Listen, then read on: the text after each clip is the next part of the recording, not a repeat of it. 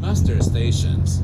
De plus, pour toute question ou pour quelque demande que ce soit, n'hésitez pas à vous adresser aux membres de l'équipage. Ils ont été formés pour faire face à toutes les situations et se feront un plaisir de vous aider. Veuillez aussi, s'il vous plaît, vous abstenir de fumer à l'intérieur. Faites-le plutôt à l'extérieur où vous trouverez des cendriers à cet effet.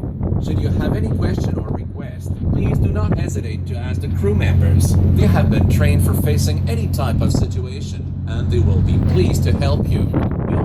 Pour cette croisière d'1h30 sur le Saint-Laurent qui nous mènera jusqu'au verdoyant île de Boucherville avant d'être de retour ici à Bonport. Quelques informations avant de débuter la croisière. Alors sachez que nous avons des serveurs qui se promèneront sur. If you don't want to wait for them, you can also go to the bar located on deck B and order yourself. We also have bathrooms for ladies on all decks of the ship. Gentlemen, you will need to use the ones on deck C or deck A. So now you can see that we just left the pier. So this pier we were docked at is named the Convoyer's Pier because inside of the pier there is a convoyer. It was used to transport the cereal and grain from the boat that were docked at here into a grain elevator located on the opposite side of that pier. Now that grain elevator is the garage where we still keep the boat.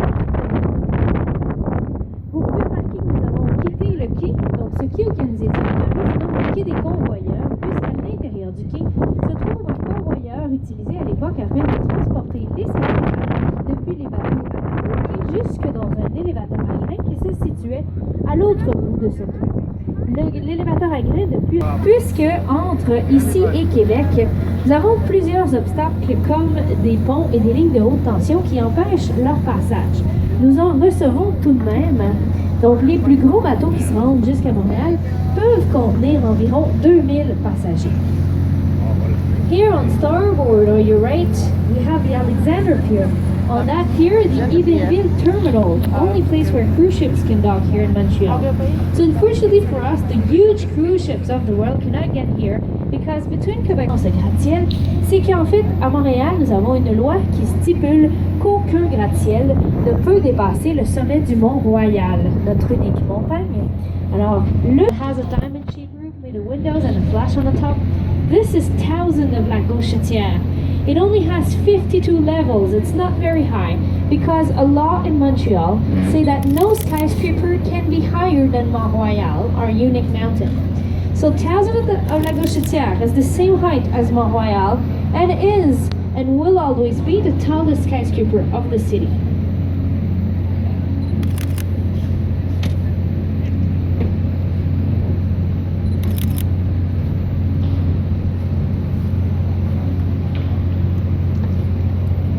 If you look on starboard, you can see a small bridge in front of the boat.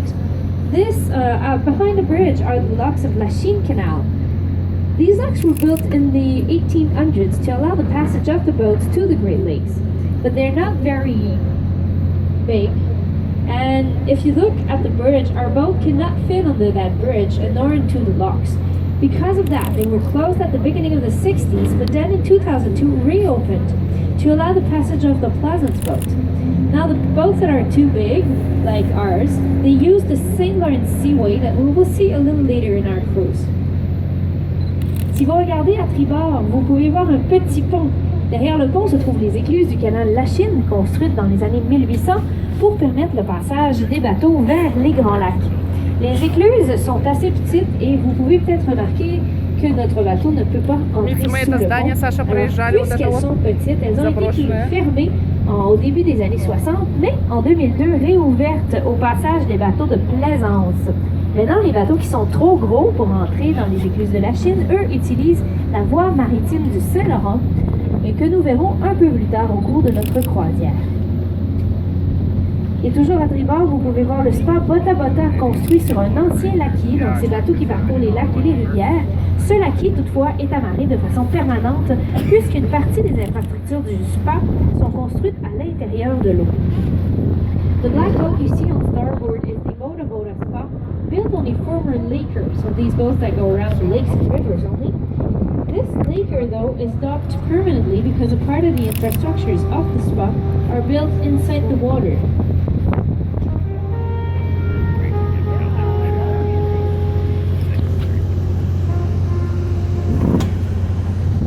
Саша, это болт черное.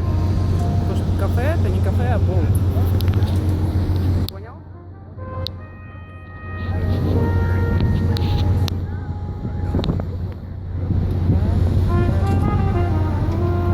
Увидел теперь?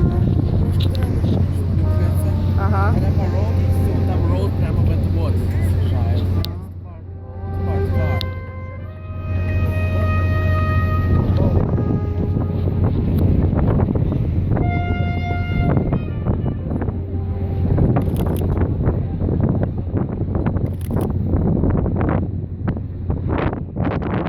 Это очень знаменитое тоже здание, видишь? Okay. You can see a weird building made of cubes. This is Habitat 67, built for the Welfare 67 by a young Canadian architect from Israel named Moshe Safi. And he only was 25 when he designed it. This building is also part of the patrimony of Canada, and the architect wanted to combine the advantages of living in a house with those of living in a building of apartments. So he made 358 cubes that make 149 apartments. The advantage of living there is that you'll never have any neighbors on top nor below you. And if you look at the windows, they are made so that from yours you can never see in anybody else's apartment. The price of only one cube is $500,000.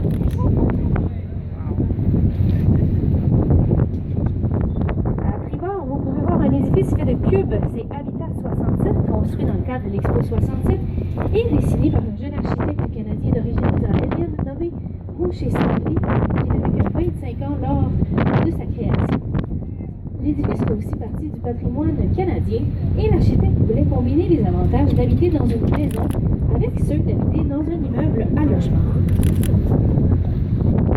Il a donc conçu une structure de 358 cubes qui forment 149 appartements, les plus petits appartements composés d'un seul cube et les plus grands de 5. L'intérêt d'habiter dans Habitat 67, c'est que vous n'aurez jamais de voisins au-dessus et en dessous de vous. Et d'ailleurs, les fenêtres ont été faites de sorte que vous ne puissiez jamais voir dans l'appartement d'aucun de vos voisins. Le prix d'un seul cube de Habitat 67 est $1,500,000. Et d'ici à gauche ou à bord, vous pouvez voir les quais de béton du vieux port de Montréal. Ils ont tous été construits par le fils de la reine Victoria, qui d'ailleurs a légué son nom au quai qui se trouve à la droite du quai des Convoyeurs, donc le quai King-Édouard, et son épouse Alexandra au quai de sa gauche, donc au quai sur lequel se trouve le terminus Iberville. From here on port side or your left, you can see the piers of the old port of Montreal. They were all built under the reign of King Edward VII, son of Queen Victoria. So he ruled on England between 1901 and 1912, and he even gave his name to the pier that we are sailing along now, the King Edward Pier. His wife to the pier at the left, so the Alexander Pier where we have the Iberville Terminal, and his mother to the Clock Pier, formerly known as Victoria Pier. On starboard, we are sailing along Harbour's Port. This trampoline we see is not natural. It was man-made by the Society of the Port of Montreal to protect the port from being flooded. Of course, around the waters are really calm, but straight ahead we see St. Mary's Current that comes in at 6 knots or 11 kilometers an hour. And without Harbour's Port, St. Mary's Current comes through this area and was flooding Port of Montreal. So now it's also a park where people can relax, have picnics, and even fish at the top. À tribord ou à droite, nous longeons la pointe du arbre. Ce lot de terre que vous voyez n'est pas naturel. Il a été construit par la Société du port de Montréal afin de protéger d'inondations. Évidemment, le dos de notre bateau, l'eau est très calme. Mais regardez au bout de la pointe du arbre et vous allez voir le courant Sainte-Marie qui arrive à 6 nœuds ou 11 km à l'heure. Sans la pointe du arbre, le courant Sainte-Marie entre dans la région que nous naviguons et, à l'époque, inondait le port de Montréal pratiquement chaque année. La ville a aussi décidé d'en faire un parc, comme vous pouvez remarquer. Donc un parc où les gens peuvent aller se reposer, pique-niquer et même pêcher à sa toute pointe. Maintenant, de l'autre côté du courant, vous pouvez peut-être remarquer une statue de métal, une espèce de structure. C'est une sculpture faite par un artiste américain, dans le Le thème de cette sculpture est l'homme. Et derrière les arbres, la sphère de métal que nous voyons est la biosphère. Construite aussi pour l'Expo 67, elle était à l'époque le pavillon des États-Unis. Elle est maintenant devenue un musée de l'écosystème du Ceylan. Il y a un petit pont toujours à droite qui relie la Pointe du Havre à la ville de Sainte-Hélène. Derrière ce pont, vous pouvez remarquer un édifice blanc qui possède des drapeaux jaunes. C'est l'ancien pavillon de la France de l'Expo 67 qui est maintenant devenu le casino à Montréal. On Starboard, you can see between the trees this big structure made of metal. This is a sculpture that was given by an American artist called Alexander Calder for the World Fair 67. The name of the sculpture is Behind the trees, there's a big heading wall. This is the former pavilion of the World Fair. It's the biosphere. It's not a museum. It talks about the ecosystem of the sunrise. And a little further, close to the small bridge on this St. Helena Island, you can see a white building with yellow flags. This is the former pavilion of France, which is now Montreal's casino. So all of those things are located on the island St. Helen, one of the two islands that are part of the Jean Drapeau Park, with the Notre Dame Island, a fake island also made for the World Fair 67, where we now hold the Formula One every year. The park is named in honor of one of Montreal's mayor, Mr. Jean Drapeau, who was the head of the city for 30 years. So he did a lot for that city. He's the man behind the World Fair 67, the Olympic Games in 76, the construction of the Metro of Montreal, and the tunnel Louis-Hippolyte Lafontaine as well. Les vestiges dont je vous parlais tout à l'heure sont tous situés sur l'île Sainte-Hélène, l'une des deux îles qui forment le parc Jean Drapeau avec l'île Notre-Dame, une île aussi construite pour l'Expo 67, là où se tiennent les courses de Formule 1 chaque année. Ils font partie du parc Jean Drapeau, nommé ici en l'honneur de l'un des maires de Montréal, qui fut à la tête de la ville pendant 30 ans. Il a fait beaucoup pour la ville, il est là pour l'Expo 67, les Jeux olympiques de 76, la construction du métro de Montréal ainsi que celle du tunnel Louis-Hippolyte Lafontaine. Droit devant nous se trouve le pont Jacques-Cartier, second pont le plus utilisé au Canada avec 35 millions de véhicules qui le traversent chaque année. Regardez au sommet du pont, vous allez voir 4 petites tours. Chacune d'entre elles mesure 5 mètres de haut et pèse 6 tonnes. D'ailleurs, selon une légende, elles sont un cadeau de la France puisqu'elles ressemblent à la tour Eiffel, mais ce n'est qu'une légende. Elles faisaient partie des plans originaux du pont, qui d'ailleurs a été construit par une firme américaine, celle ayant dessiné le Golden Gate de San Francisco. Mais cette légende ne vient pas de nulle part puisque nous avons un cadeau français sur le pont de que vous trouverez à l'entrée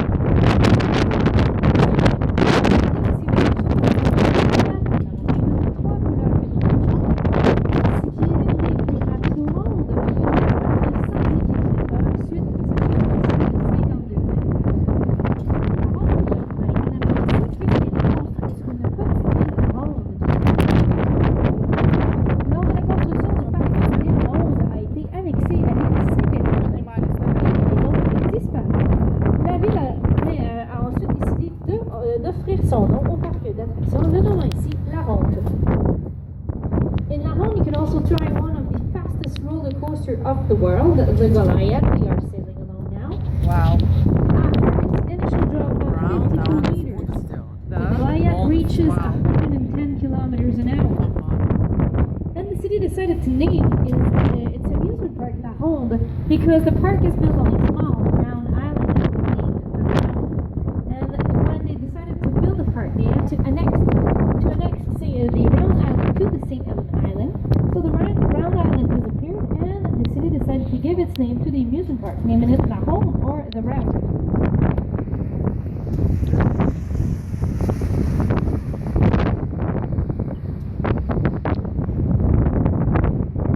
Grosse ville de la province avec 250 000 habitants. Longueuil est d'ailleurs l'unique ville de la Rive-Sud à posséder une station de métro. Elle a aussi une petite marina de plaisance et l'une des plus importantes églises catholiques de la Rive-Sud, la co-cathédrale Saint-Antoine de Padoue, que nous pouvons voir derrière les arbres. Cette co-cathédrale possède aussi un musée et si vous souhaitez la visiter, vous devrez emprunter l'autoroute 132. Now, still on starboard, the city you see is Longueuil on the south shore of Montreal. It is the fourth biggest city of the province with 250,000 inhabitants. Longueuil is also the only city on the south shore to have a metro station, and it also has a small Pleasance Marina and one of the most important Catholic church of the south shore, Co-Cathedral St. Anthony of Padua, that we see behind the trees. This Co-Cathedral also has a museum. If you wish to visit it, you'll need to take Highway 132. Now, as you should know, we are sailing on the St. Lawrence River. It is the third biggest river of North America, with 1,900 kilometers long. Here around Montreal, the water is fresh, so as I said, it freezes during winter. It starts to get salty in Quebec City to become completely salty in Tadoussac. We don't have any high tide in Montreal, Quebec from the south. So between Quebec and Montreal, we reach 6 meters high in Quebec City. There is no sharks or dolphins living in the St. Lawrence because the water is too cold. But we do have a few species of whales, though. If you want to admire them, you will need to go to Tadoussac. To do that by boat, 2 days of sailing are necessary. Comme vous le savez certainement, nous naviguons présentement sur le Saint-Laurent, qui est le troisième plus grand fleuve d'Amérique du Nord avec 1900 km de long. Comme je vous l'ai dit tout à l'heure, l'eau autour de Montréal est douce, donc il gèle l'hiver. Elle commence à devenir salée à Québec pour devenir complètement salée à Tadoussac. Il n'y a pas de marée non plus à Montréal. Les marées débutent à Trois-Rivières, donc entre Québec et Montréal, et atteignent 6 mètres de haut à Québec. Nous n'avons pas de requins ou de dauphins qui habitent dans le Saint-Laurent puisque l'eau est trop froide, mais nous avons plusieurs spécimens de baleines. Si vous souhaitez les admirer, toutefois, vous devrez vous rendre à Tadoussac. Et le faire en bateau nécessite 2 jours de navigation. Sur ce, je vais céder ma voix à un peu de musique, mais avant de vous quitter, à bâbord, à votre gauche, nous avons un immense édifice avec un toit, un mât incliné. Alors, pour ceux d'entre vous qui ne savent pas quel est cet édifice, eh bien, ne vous en faites pas, puisque je vous donnerai la réponse. I will now leave my voice to music, but before I stop talking, on the left side, on port side, we have a big building with the inclined tower. For those of you who don't know what it is building, don't worry, because I will give you the answer, but on our way back. During the break, go around the boat. If you have any questions, I'll be more than pleased to answer you.